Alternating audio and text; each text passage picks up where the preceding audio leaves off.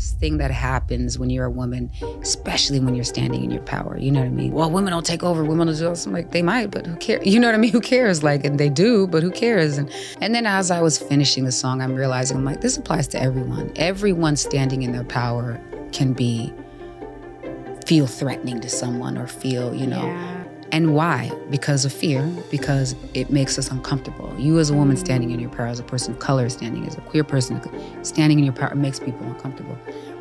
But the truth is, we're not meant to be comfortable. You know what I mean? So it's there's this idea that like we might be, like people say, blocking our own blessings, trying to suppress someone else's whatever that thing is, whatever that power is, as opposed to being like, it's supposed to make you uncomfortable because it's designed to grow you.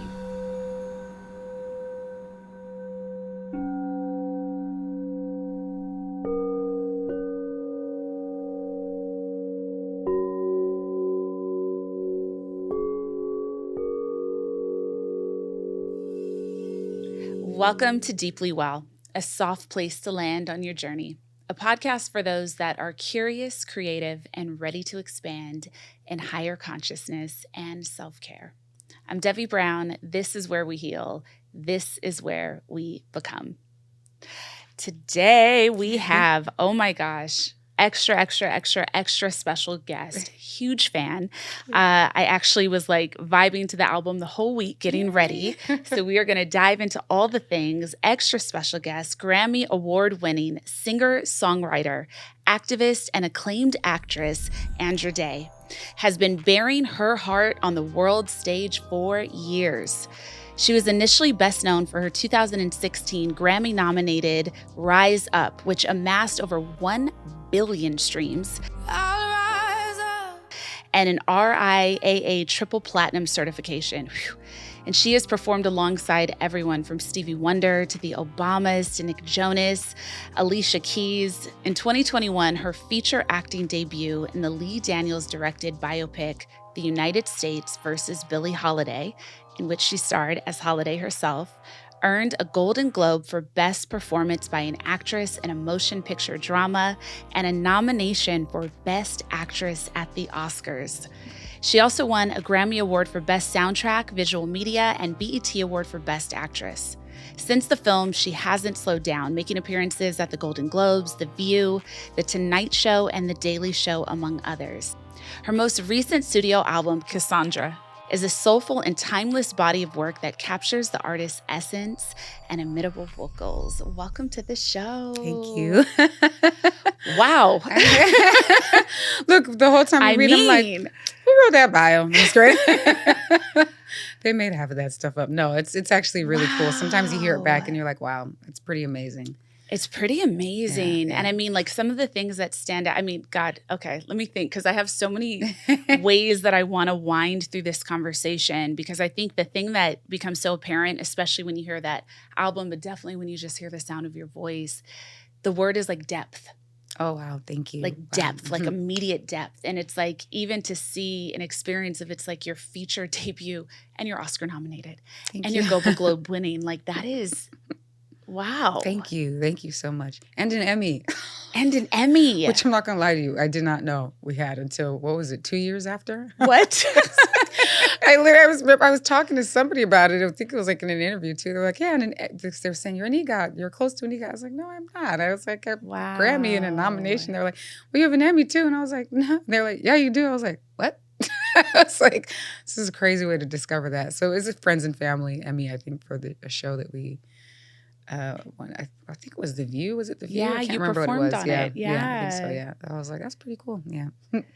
Wow. So I have been enjoying your album, Cassandra, just came out. Yes. May 10th. So it's available. Go get it. Go get it. Please. And I have really been sinking into it. And the thing that was like really powerful to me is I'm like, oh, this whole album is a spiritual journey in love. Absolutely. Absolutely. Of all different kinds. All godly different love, kinds. Divine love, godly love.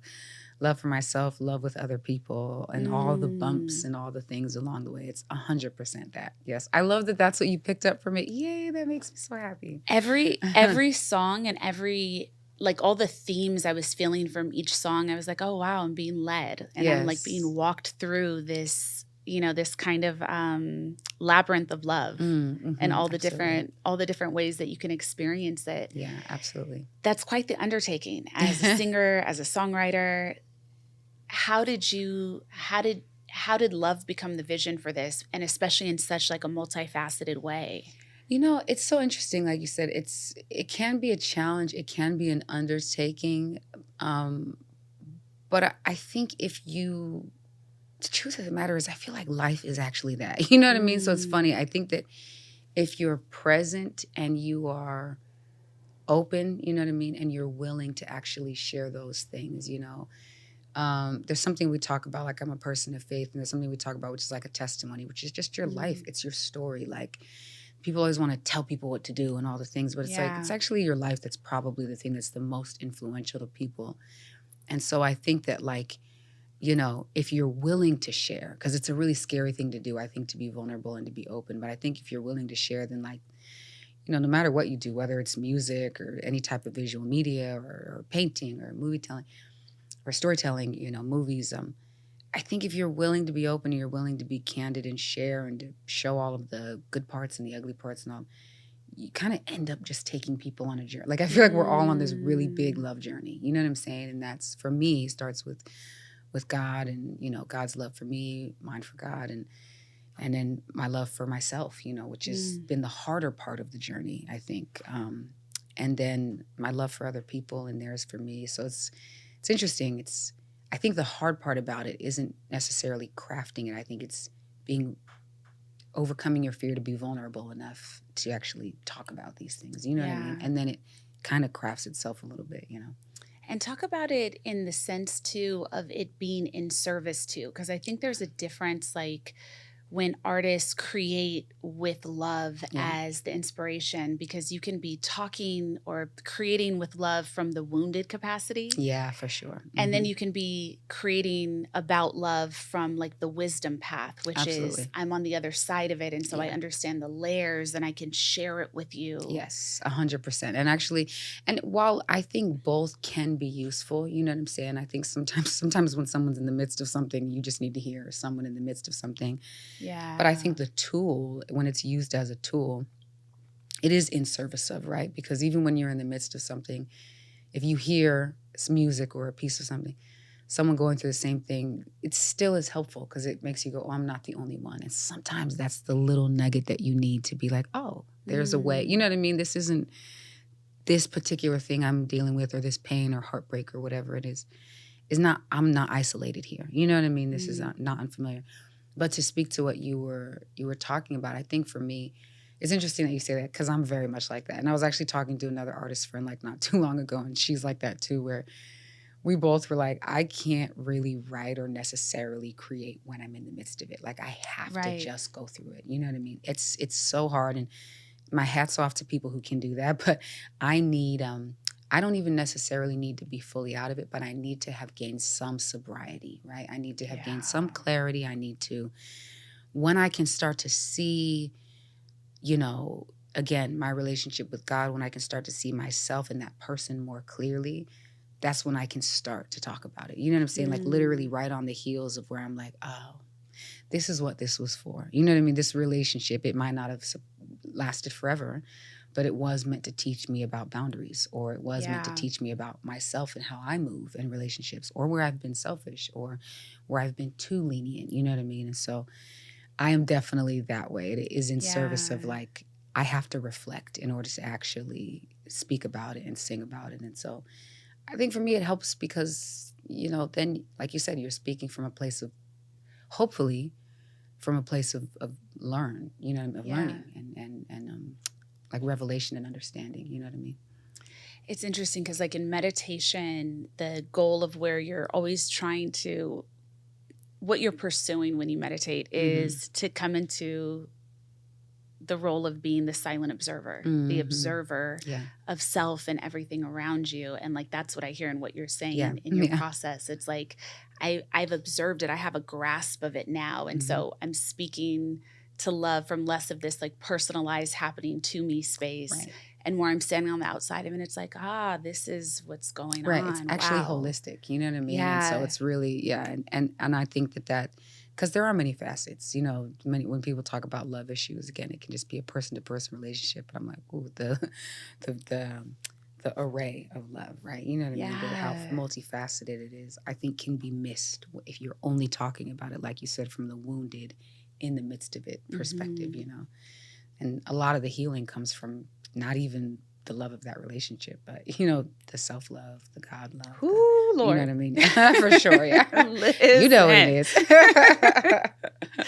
From that standpoint too, I'm so curious because, I definitely feel and hear and see the deep connection to God, to source, to love itself. Yeah. And I think it's really powerful to approach it in the way that you did. Like everyone, we look at love sometimes as this thing, this outward experience, or we Right. think that it's so compartmentalized. Like it's like, that's romantic love, but Right. this is the love I have for my child, and this is the love I have for myself, but love is love. Like love is absolutely love. It is prismatic. It is, all encompassing. But I'm so curious because one of the things, and I'm going to read this specifically, it's like, this project examines every iteration of love, lost, gained, rekindled, interpersonal, and with a higher power.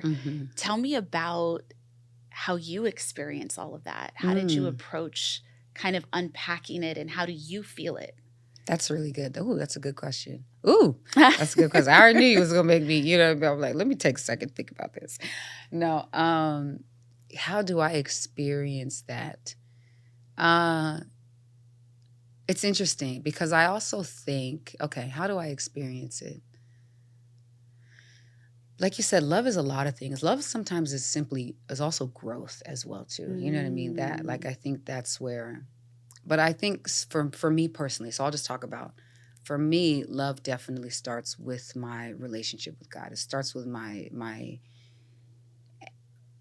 just experiencing love and actually receiving it, you know what I mean? Which is in a way that's actually unconditional. You know what I mean? There's something that we hear all the time that says that God's love is unconditional. God's grace and mercies are new daily. You know what I mean? And they never run out. As people, of course, we run out. We're finite. You know what I mean?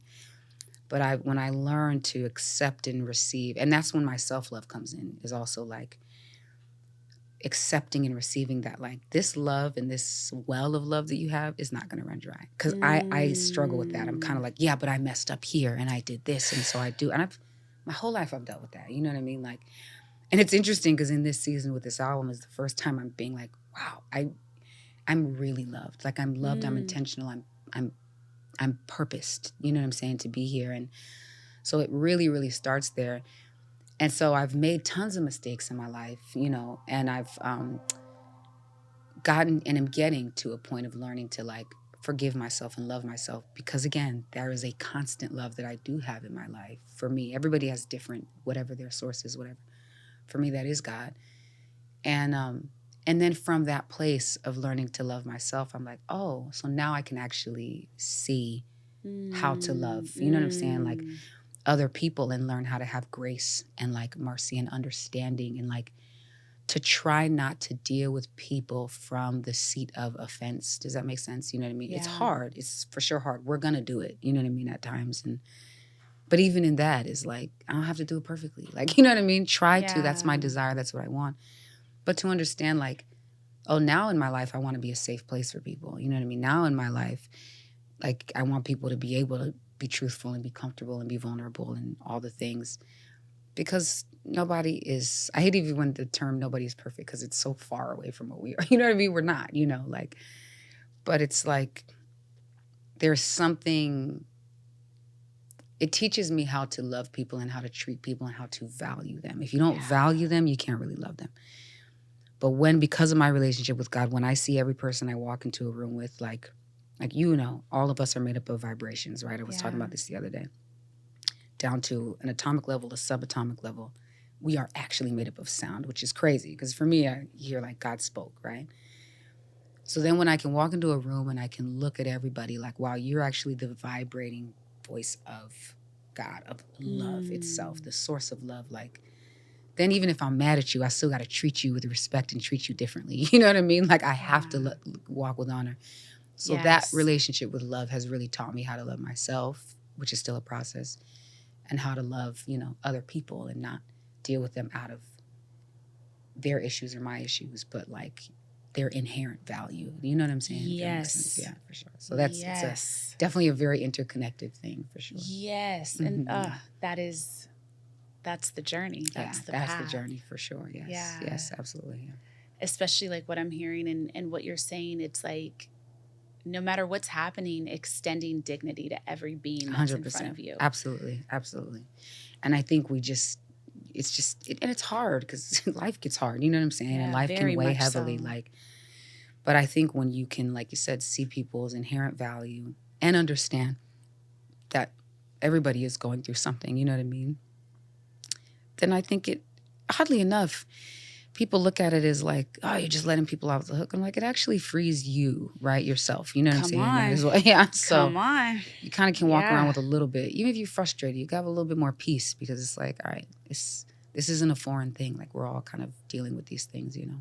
Yeah. It's so powerful to say that because as you said, life is challenging. Yeah, for sure. Also by design. Yeah, you know? exactly. It's like exactly right. We're going to make it to heaven. Why are we in heaven now? Yeah, 100%. And this idea, it's like, I always have the phrase, I always think about this phrase all the time, the gold is refined in fire. Like it is purified and made beautiful and perfect in this beautiful, amazing thing through fire. You know what I mean? And so, yeah, it's definitely hard. You know what I mean? So like you said, having just patience and grace and understanding with people and look at them based on their value, not their stuff, you know what I'm saying? Yeah. And like the bigger stories that are at play, just about like our interconnectivity and everything is refined in relationship. Yes, for sure. Absolutely.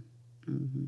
That is so. Hey, you're great. This is a great way to come to work. I was like, why do I have to go other places? I love it here. Stay here. We're in the Stay here. Yeah. What's your favorite song on the album? Okay, so that changes all the time. It depends. Yeah, it depends on the day. But I think one of my favorite songs on the album pretty consistently is Nervous. It's a song called Nervous. Yeah, I really, really love that song. Because I initially wrote it for women, right? You know what I mean? Because there is this thing that happens when you're a woman, especially when you're standing in your power, you know what I mean? Where it's like, all of these weird narratives to, well, women don't take over, women don't do this. I'm like, they might, but who cares? You know what I mean? Who cares? Like, and they do, but who cares? And so it's this idea that it's like a woman standing in her power is really threatening, right? You know what I mean? And then as I was finishing the song, I'm realizing, I'm like, this applies to everyone. Everyone standing in their power can feel threatening to someone or feel, you know. Yeah. But it's like this idea that, it's like the colonization mentality, right? You know, you have something that's so powerful and it's influential, and instead of me receiving it, you know, and being blessed by it the way I was intended to, now I need to sort of colonize it, control it, and suppress it and all the things. Whereas like, and why? Because of fear, because it makes us uncomfortable. You as a woman standing in your power, as a person of color standing, as a queer person standing in your power, it makes people uncomfortable. But the truth is, we're not meant to be comfortable. You know what I mean? So it's there's this idea that like we might be, like people say, blocking our own blessings, trying to suppress someone else's whatever that thing is, whatever that power is, as opposed to being like, it's supposed to make you uncomfortable because it's designed to grow you. You know what I mean? So it's like a system, like you said, at play that we miss because we're too busy trying to get comfortable, and that's not how we're designed to be, I don't think. You know what I mean? So yeah, that's why it's my favorite song. That's so good. Yeah. That's so good. Especially in this day and age, like it's so deep because in this day and age, especially as we're being like equipped with different like language and understandings, right? Like people are very hyper aware of their triggers. Right. Yes. And, you know, there is this kind of thing happening where it's about having boundaries and not getting triggered. And it's like, no, you're supposed to get triggered. Yeah, some things are supposed to trigger you. Yeah. It's not about like insulating yourself and staying away from all the triggers. Exactly. It's like, yes, exactly. Oh, you're triggered? Investigate it. Yeah, be with it. Yeah, that's the interesting thing. And I'm like, even in this discovery of like boundaries and how they can be good, but it's also a part of that discovery is that like, yeah, the boundaries I'm discovering that are good aren't boundaries meant to keep me safe and protected and locked in this da-da-da. There are certain boundaries that go, hey, some things are antithetical to my growth and to my path and to my purpose, or they're just simply not for me. You know what I mean? So the boundaries are more about creating a lane rather where you're growing, and as opposed to creating a box. You know what I mean? So it's like, I agree with you. You're right. There's this very like, it seems like self-care has become like, just be calm all the time. You know what I mean? Or just, you know, be comfortable. Like you said, have all these boundaries, be locked in, be safe, da, da, da.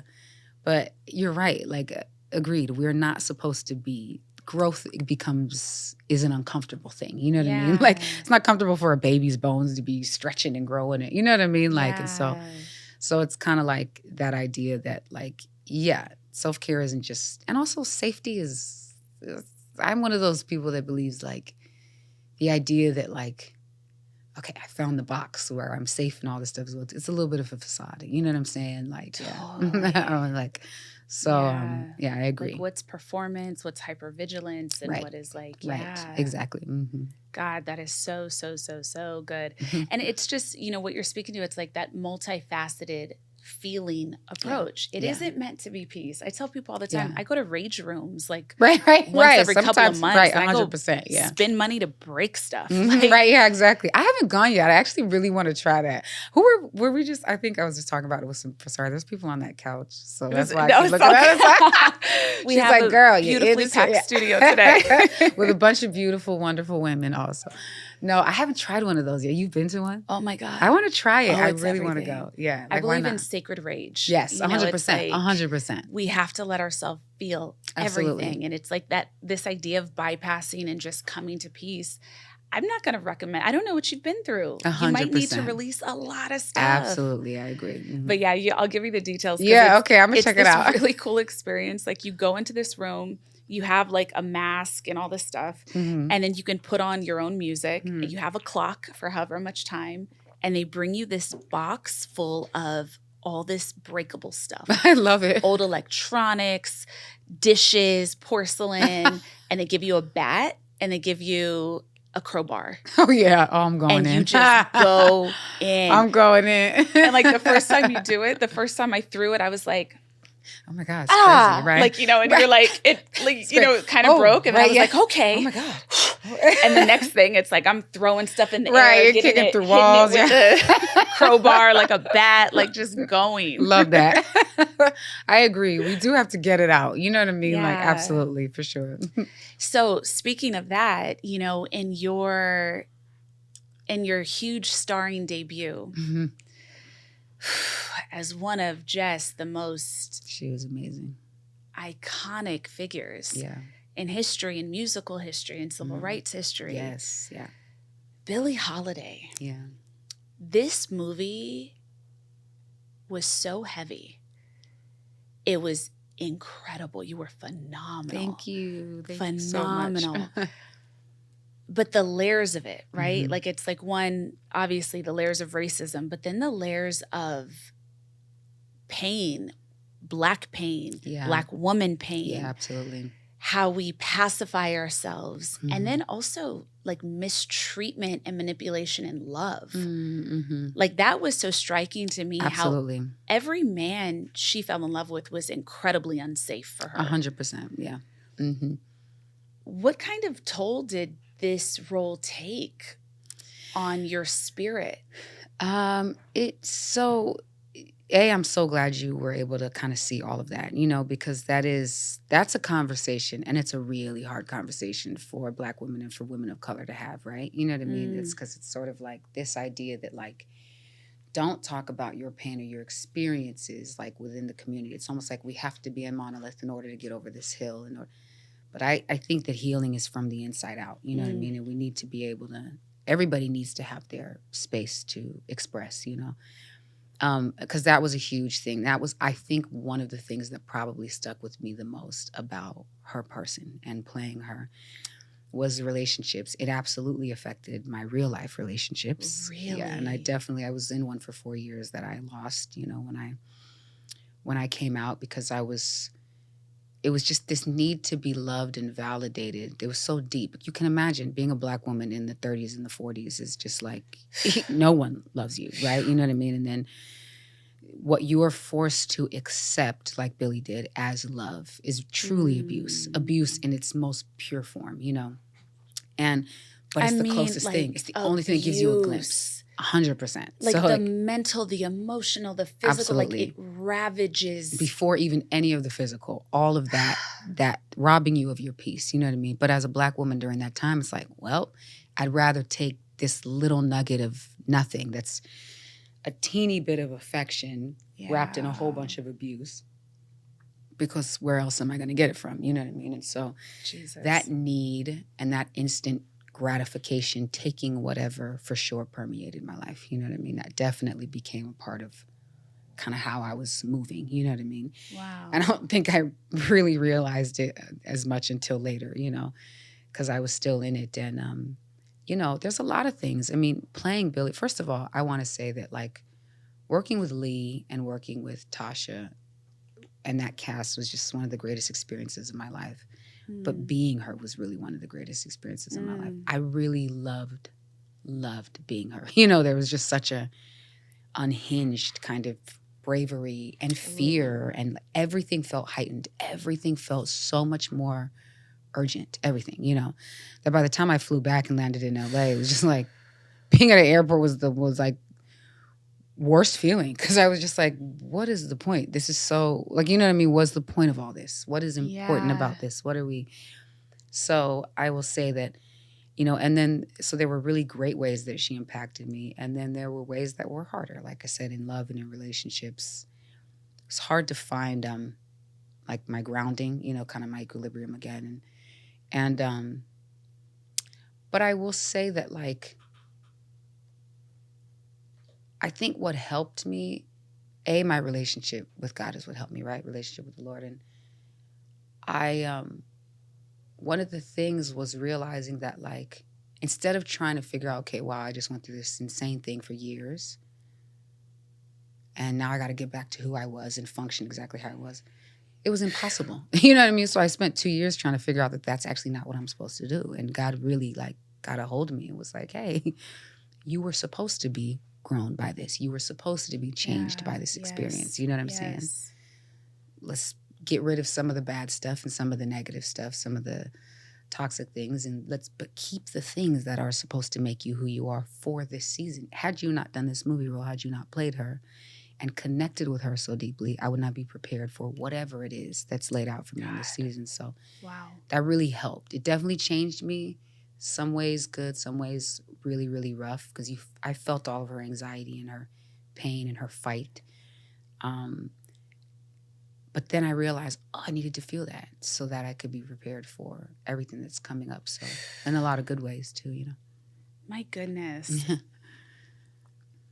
I can really imagine. Yeah. I can really imagine. Yeah. It feels like her life does not feel like, I was saying this earlier, I was like, doesn't feel like memories of a movie set, right? When I leave here, I'll remember when we were on set and the lights and the moment that we had and the genuineness of but I will remember all of the, you know, hey, great. This was a great interview, a great conversation, and with playing her for such a long time, it's like, sometimes I was getting mixed up, the memories of like my life and hers, because it just kind of felt like life memories, you know what I mean? So it was, she has that much weight to her. Like, she really has that much weight to her. It's crazy.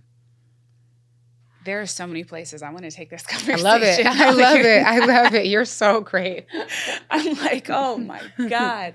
Because I can just imagine like the kind of existential crisis that can really submerge you in. And you even saying, you know, being in that experience and then you exit this portal, this different reality that you're existing in, and you're at the airport. And you're watching people do human things. And it's very normal. You know, and there's nothing wrong with what they're living their life. You know what I mean? But you're almost, I'm not going to lie. I think when I landed, as I was flying over into the city, I didn't like it. I didn't like the way it was looking. You know, I was flying back to LA and I got to the airport and I was kind of angry at people. You know what I mean? Like, but I didn't realize how much of that was sort of a chip on my shoulder from living. Because here's the thing. We filmed the movie from September to December. So we were there for 4 months, right? Which 4 months doesn't seem like a long time, except that I had been preparing since the end of 2017. So it was like the latter part of 2017, all of 2018, all of 2019, all of 2020, because we had to do pickup shoots and all that stuff too. And then we started the press and promo run in 2021. So it's like, that's 4 years of like. And in the pandemic in the midst And the pandemic hits. And so it's like, now you're locked inside and which I still can't tell if that was the isolation of it was better or worse. Because I don't know that I would have been ready to be very submerged in just the hustle and bustle of people and daily life. So I don't know.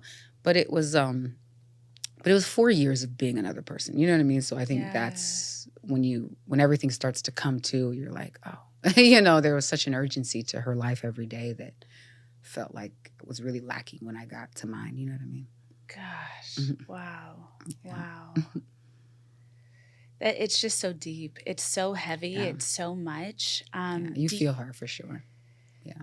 Do you feel like spiritually, did you feel like her presence with you? Oh, yeah, absolutely. Yeah. It's funny. Lee actually had a dream.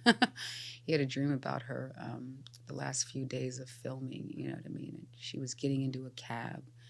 She cussed at him about something, and then she was happy with like what we were doing, you know what I mean? Like, but that was one of the things we used to say. We were sort of like, if Billie's happy, she's not like, oh, you did great and good for you guys, and da da da da. She's probably cussing you out, you know what I'm saying? And like whatever. But I absolutely felt her presence, and it's funny because my acting coach would say something. She knows that I was a believer, and so she would pray for me and pray over me, and then we would talk about checking into the Billie dream, right? You know what I mean? The life and it's funny because I was like, and it wasn't until this movie that I was like, as a believer, like there's different things that you think, you know what I mean, about different things. Okay. And it wasn't until this movie that I discovered this scripture that was like talking about how we do tap in with what's called like the cloud of witnesses, like people, our ancestors, people who came before us that have passed on, that we're allowed to tap and they're allowed to tap us and all that stuff. I was like, whoa, that must be what that is and was, because it was very like, it's weird. Again, like I said, it's not necessarily like feeling her. It was just being her, if that makes sense. You know what I'm saying? She stepped in. Yeah. So it didn't feel like it was like, oh my gosh, I feel her super It was just kind of like whoever I was felt like that's who, to me, felt like that's who, that was her. You know what I mean? That was the person and the vessel and the presence. And I loved it. It was a ride. It was a ride because she's actually hella fun. You know what I mean? Like, she's really fun. She's definitely crazy. But she's for sure shot out. I always think about this, like, I think that our mentality of people, right, on this side of the generation, we go, right, we have our pillars, our Maya Angelos, who are just like, have elevated, almost to sainthood and like, but then I think about people in Billie's time when I read her, bio, and I just spent time as her. And then I read about someone like Maya Angelou writing about Billie Holiday. And there's a story Maya tells her son very fondly all the time, that she told her son, her child all the time, that how she was performing at a club one time and she was singing and Billie was in the club with glasses on. And her health had very seriously deteriorated by this point in time. But nobody cusses out Maya Angelou, because who does that, right? You know what I'm saying? But like, if you came from a different era and a different time, she tells a story about how she was in a club singing and she got sunglasses on. She hasn't moved. She's chain smoking the entire time. And then all of a sudden Maya's singing and all this stuff. And Billie jumps up and she's just like, can you cuss on here? Can you cuss on here? Yeah. Because I'm just quoting. She jumps up and she goes, shut that bitch up. I was like, oh my God. Like, there's just certain things you read where, and then when you're connected to her, right. I was like, Billie, not Maya. But to her at the time, it was just like, she was the biggest, and she had all of this other stuff going on in her. Oh my God. But Maya, when she explains the story, she said, Billie went off and she said, shut that bitch up. She sounds like my mother. And everybody's like, what is happening right now? And then all of a sudden she gets really insecure because everyone's looking at her. So she runs into the bathroom. Maya runs in after her.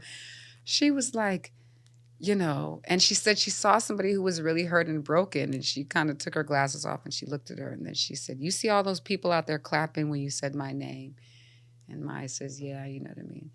Basically, she's like, says something along the lines of they're just excited to see a train wreck like a junkie. You know what I'm saying? It's really interesting. Like, she had such this crazy spirit. You know what I mean? Yeah. And I definitely experienced it and felt it. And I very, very much love this woman. Like, she is my kin and myself and my, you know what I mean? So yeah, she is for sure that.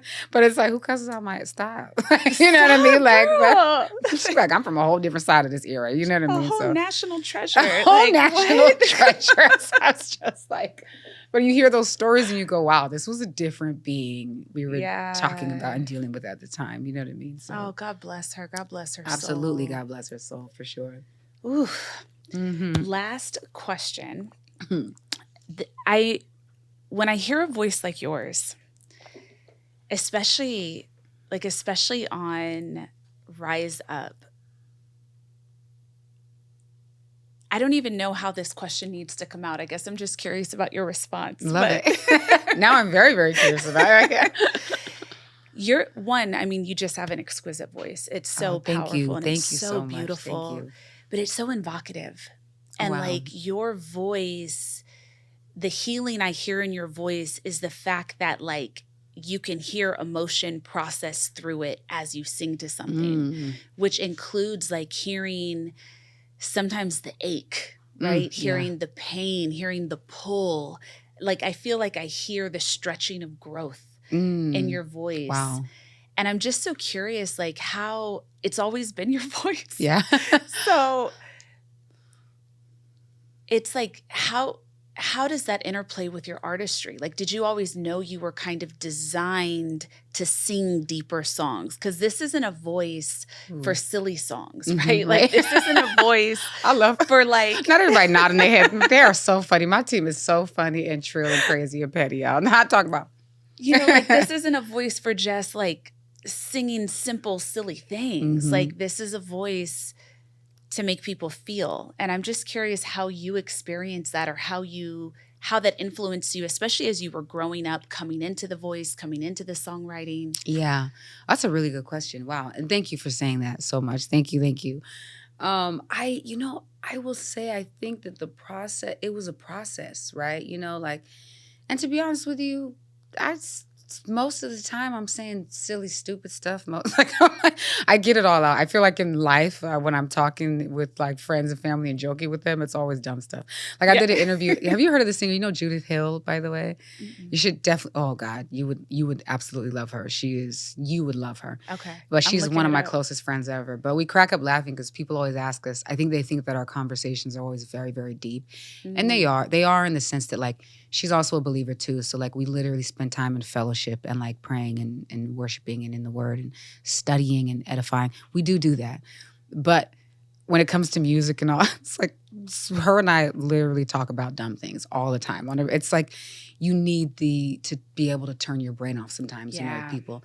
So anyway, I was saying that to say that I spend a lot of time doing dumb things, but I need an outlet. You know what I mean? Like, but I think even musically, you know, it's interesting because it was a journey. It was a journey to accepting my voice. First of all, I didn't like it because I didn't like the tone. It's super brassy, and I'm just like, ew. Like sometimes I'm like, who's gonna like this? Like this, you know what I mean? That's what it sounds like to me sometimes. But I will say part of the reason I love Billie is because it is her artistry that helped me accept my voice. I was introduced to her at the age of 11, and it was her artistry and her voice that helped me accept my own, because there's a clip of her speaking about her own singing voice. And she says, you know, because people always say, oh, she didn't have much of a range. She wasn't unaware of these things. Like she was just like, yeah, it doesn't do too much. My voice goes up a little bit, comes down a little bit, but it's my voice. You either like it or you don't. You know what I mean? And so her standing in that was one of the most influential things I'd ever heard, or, you know, because I was like, wow, okay, you know, instead of trying to, before it was like these singers who I wanted to sound like and sing like and all these things. Then with her, it was like, oh, I want to do my thing. You know what I mean? The way she did her thing. So she really helped to empower me in that way, right? And so it was a process of accepting my voice. And it's really interesting. I don't think it was ever a moment that I was like, hey, my voice is meant to do powerful things and to be powerful and all. I think it just, I mean, I'm just a prayerful person, you know what I'm saying? And I think when I really as what I say was like probably in like later 20s when I kind of like gave my life back to Christ, gave my life to God, then that prayer and how I impact people became intentional. You know what I'm saying? And so it was almost, it sort of inadvertently happened that it happened to be on serious things and happened to be kind of a place of testimony, a place of reflection. Because it is singing from a real place of like pain or like desire or growth or, you know. So honestly, I can't even say that I crafted it and was like, oh, yes, I want to do. Just serious things happened to grab my attention. Like, you know, even when it comes to Billie, like hearing Strange Fruit and knowing what she sacrificed for that, like that mattered to me. You know what I mean? Hearing the weight of like people, my mother's own, when I think of my mom and her own story of survival, I'm like, whoa, like it changed the way I looked at her, the way all the stuff that used to annoy me became things that I was like, wow, I really admire you. Like that's not you just getting by, that's you thriving. Like, so I don't know, those things just mattered to me. And so I think what happened is that inadvertently that made its way into the music. You know what I mean? Yeah. So I don't know that it was really a plan. It just, as your person develops, I think, like I said, if you being authentic and present, then I think your artistry develops. You know what I mean? So I think that's kind of how. That's a good question, though, girl. She was like, "We going in here, okay? We're not staying up here. You gonna do that for your other little interviews. We going here. We going into the depths. in the womb, okay?" Oh, wow. You're so amazing to talk to, by the way. Thank you. Likewise. Likewise. I definitely, heart connection. Yes, absolutely. As we close out this episode, I would love, at the end of every show, I invite our guests to share a little bit of like homework, soul work is what I call it, so that as everyone hears the show, they can spend the week till the next episode integrating. I love that. So that can be like a practice or even a journal prompt or just a quote, a thought you'd like to leave everyone with to kind of savor for the next week. Oh, okay. Okay. You know what I'll do? Actually, this has kind of been like the theme of the album. So it actually works. You know what I mean? It's not a shameless plug. This actually works. But so, it is in stores now, but Cassandra. It is, right, yes. But no, one of the things on my record, like, you know, is, that's why there's themes of like, in the artwork, there's themes of desert and there's themes of water. There's a place, it's called Cherith, because Cherith is in scripture, it's called the brook Cherith, which is, it means to cut away or the place of isolation. And it's where God brought the prophet Elijah to fill him up. You know what I mean? Drink water from the brook. I will command the birds to bring you bread and meat. He went empty. He went completely empty, but everything he needed, he had. You know what I mean? To prepare him for his mountaintop moment. So I'm examining in life, I think we walk around often, living life from a place of lack. You know what I mean? We're not enough. We don't have. We are less than. And it's funny because even the most empowered of us, that thought will creep its way in. It will find, you know. Yeah. And we really, you know, I think about, we were talking about this the other day, the scripture where God said, "It is finished." Like we really were created like, you are a whole, complete, incredible work and the only one of your kind. You're incredibly valuable. So like, I think the homework thing would be like, and that's one of the themes for the album. I'm on this journey, as you said, and I want people to go on it with me. But to try choosing one of the things I say is believe the things that God says about you and not the things that like people or society or your own self-doubt says about you. Because you need to be in a place of lack to consume, right?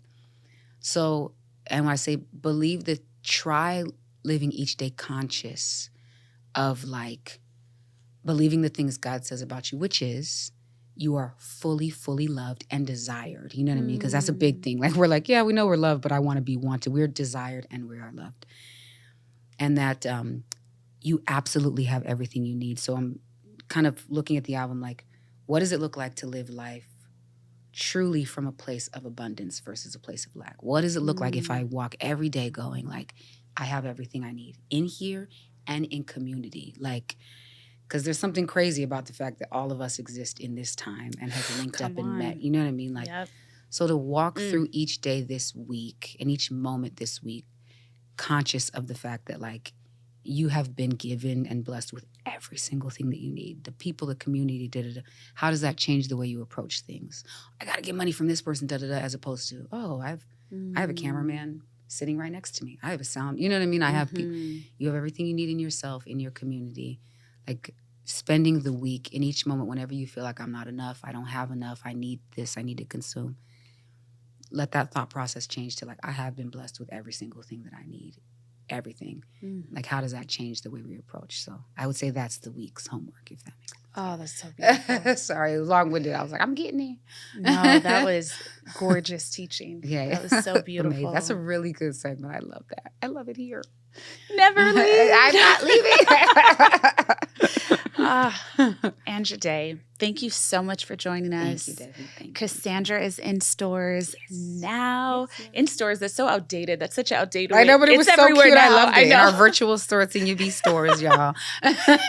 Open your phone, get to Apple, right? Do your thing. But I know, like, there's even CD stores. Like, right, so for crazy. sure. But it's still cute. You know what I mean? Still, the vinyl will be out at some point, y'all. Just don't. There's a few people cutting my head off about it. We coming. Thank you so much for joining us. Thank you. Bless you. Thank you. Thank God you. bless. God bless you too. Thank you. Namaste. Namaste, y'all.